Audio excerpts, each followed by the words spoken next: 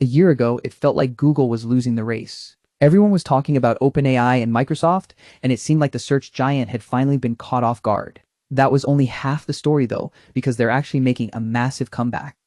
Think back to the early days of modern AI research. Google was basically the undisputed leader. They were publishing the papers that everyone else was building on, and they had the best talent in the world. It felt like they were years ahead of everyone else, and for a while, they really were. Then, ChatGPT arrived, and suddenly, the landscape changed overnight. OpenAI became the name on everyone's lips, and Microsoft poured billions into their partnership to bake that tech into everything. It was a massive disruption, and for a moment, it really felt like Google had been completely pushed out of the spotlight. People were writing their obituaries.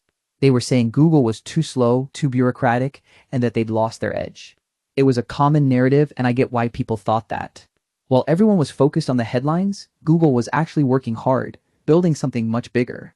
Google doesn't just have a model, they have an entire ecosystem. When you look at Gemini today, it's not just a chatbot. It's integrated into your email, your documents, and your calendar. The friction of using it is quite low compared to jumping between different apps and services. And honestly, the value is pretty clear. And subscription to Gemini is often more cost-effective than the alternatives. You get access to image generation, coding tools, and a suite of productivity features that just work. It's a very compelling package for anyone who's already deep into the Google Workspace environment. Consider the latest release, Gemini 3.5 Flash. Now, is it the most intelligent model on the planet? Maybe not, but it's fast, really fast. That speed makes it quite useful for acting as an agent that can actually get things done for you in real time. This is where the shift happens. We're moving from just chatting with an AI to having an agent that can check your emails, manage your schedule, and handle complex tasks. Because Gemini 3.5 Flash is so quick, it feels much more like a real assistant than a slow, clunky interface. Now, I know what you're thinking. What about the open source models from China or elsewhere? They're getting really good, and they're often cheaper. And yeah, that's true. But Google has a massive advantage that's hard to replicate: global distribution and the ability to train on their own custom hardware. Training these massive models on your own custom chips is a big deal because you're not just relying on someone else's infrastructure. You control the cost, the speed, and the efficiency. It's a vertical integration that most other companies just can't match right now, and it's a huge part of why they're winning. So, where does that leave us? The race is still quite tight. Nothing is decided yet, and the landscape changes every single week. But if you look at the trajectory, it's clear that Google has managed to secure a dominant position where many people thought they were already finished. Think about the sheer number of users they have. Every Android phone, every Chrome browser, every Gmail account is a potential entry point for their AI. That kind of reach is basically impossible to ignore. It's not just about having the best model, it's about having the best distribution channel. Friction is the enemy of adoption. If you have to sign up for a new service, learn a new interface, and pay a new bill, you're probably not going to do it. Google removes that friction by putting the AI exactly where you're already spending your time, which is their main advantage. And consider the multimodal side of things. You can generate images, analyze videos, and write code all in one place. It's not just a text box anymore, it's a creative studio. Because it's all connected, you can move your work between these tools without any hassle at all. When you look at the pricing, it's actually quite aggressive. They're making it very easy for both individuals and businesses to justify the cost.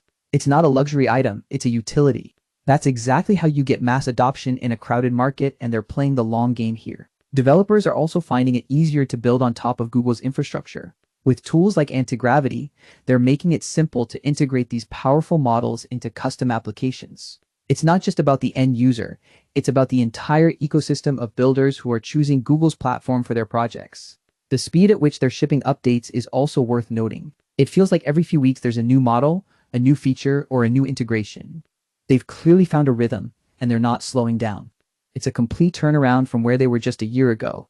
There's also the trust factor. People know Google. They've been using their search engine for decades. That familiarity goes a long way when you're asking people to trust an AI with their personal data and their work. It's a brand advantage that the newer startups just don't have yet. So, what's next? We're going to see even deeper integration. The AI will become less of a tool you open and more of a layer that sits on top of everything you do. It's going to be an interesting shift, and honestly, I'm curious to see where they take it from here. At the end of the day, it's about how these tools help us live and work better. It's not just about the tech specs or the benchmarks. It's about the time we save and the things we can create. That's where Google's approach really starts to make a lot of sense. So, did they lose the race? No, they just had a slow start. Now that they're back, they're competing hard. It's going to be interesting to see how the competition responds, but for now, Google is back in the driver's seat of this AI shift. It's worth remembering that this is just the beginning. We're still in the early stages of what AI can do. But if you're looking for a sign of who's going to be around for the long haul, look at who's building the infrastructure, the ecosystem, and the tools that people actually use. Basically, Google is doing exactly what they needed to do. They're leveraging their strengths, fixing their weaknesses, and moving faster than anyone expected. It's a masterclass in how to pivot in a fast-moving industry, and it's a reminder that you should never count them out of the race. So yeah, that's the story of how Google turned things around. It's been a fascinating journey to watch, and I'm sure there's plenty more to come. If you enjoyed this video, please make sure to subscribe and leave a like. See you next time.